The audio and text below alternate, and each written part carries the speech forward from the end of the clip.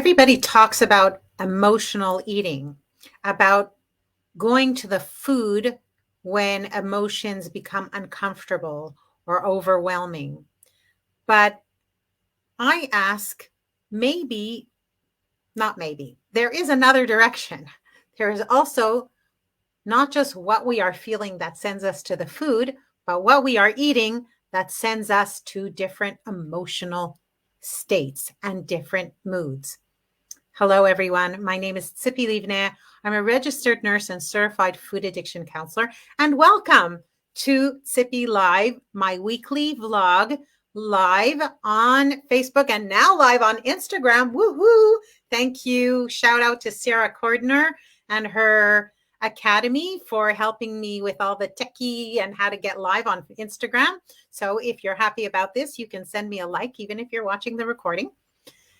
And today I wanted to talk about, rather than talking about emotional eating, which is a very important subject and is discussed very much, and I'm happy that that is so, but what is less talked about is how food can affect our mood.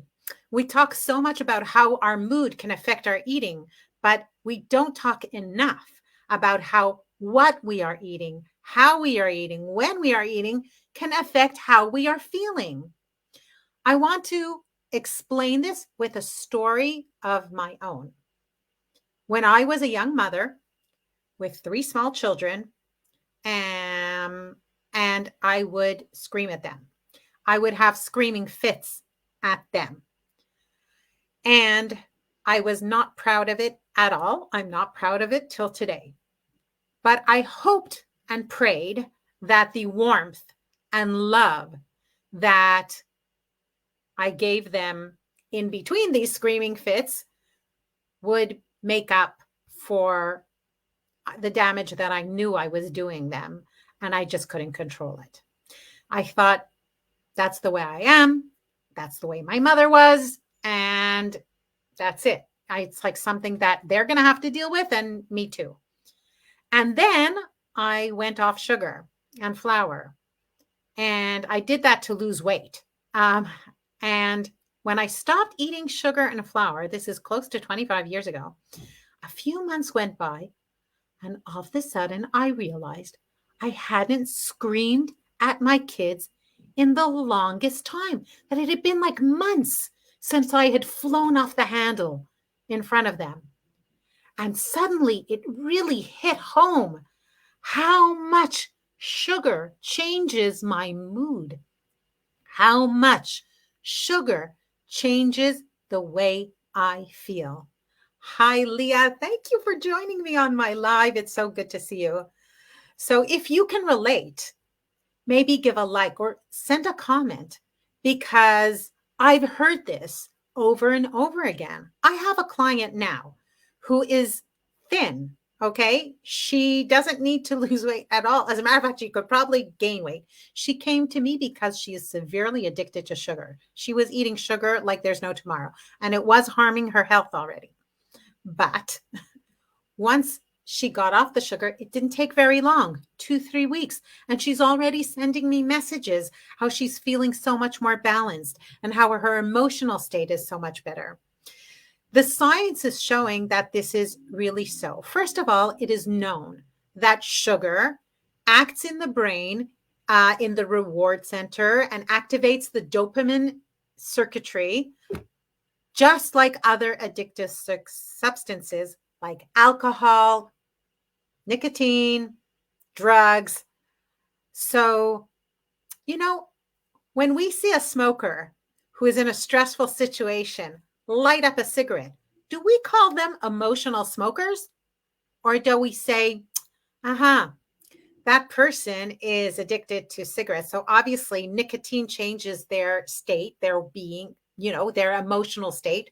So when they're under stress or some kind of emotional, uncomfortable emotionally, the thing that they're automatically going to do is look for that substance that changes their mood, that changes the way they feel, that calms them down a little, right? That takes a little bit of that edge off. And it's the exact same thing with sugary, starchy, hyper-processed foods. They work in the same places in the brain. Not everybody who, when they're stressed, goes for that chocolate, they're necessarily emotional eaters. It could be that just chocolate really affects how you feel.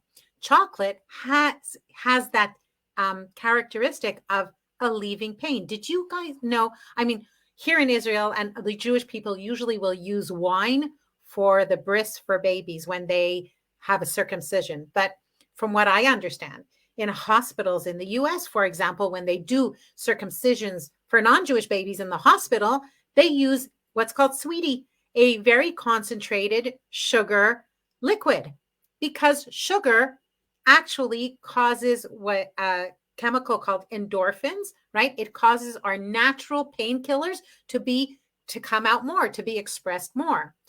The problem is when it's like constant and it's like you eat a lot, like a whole chocolate bar. So what happens is, yeah, it feels good at the beginning, but then you crash and then it makes you hangry, right? Hungry and angry and irritable. When I got off the sugar and the flour, and I was able to recognize how much these foods influence the way I feel, my mood, well, today, when I'm 25 years down the line, I can tell you that sometimes when I wake up, with the ickies, right? It happens to all of us, right? You wake up and you just feel like crap in the morning. The first thing I ask myself is, did I eat something maybe that triggered that yucky feeling? If I can't find anything, that's when I start going to the emotionals and I say, okay, what's going on? Looking inwards, mindfulness, and all the stuff that I do to make sure that when I am under emotional stress, I use non-food solutions. And that basically is my tip for you. So today's message is that there is a thing such as emotional eating. There are definitely people who have trouble with emotion. Many times it's people who have trauma in their past who use food, right, as a coping mechanism because they have trouble coping with emotions.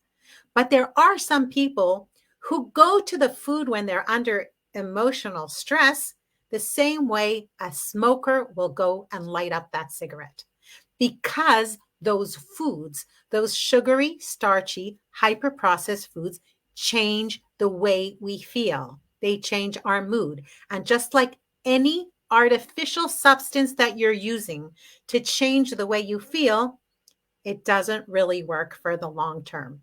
As a matter of fact, it's just the other way around, right?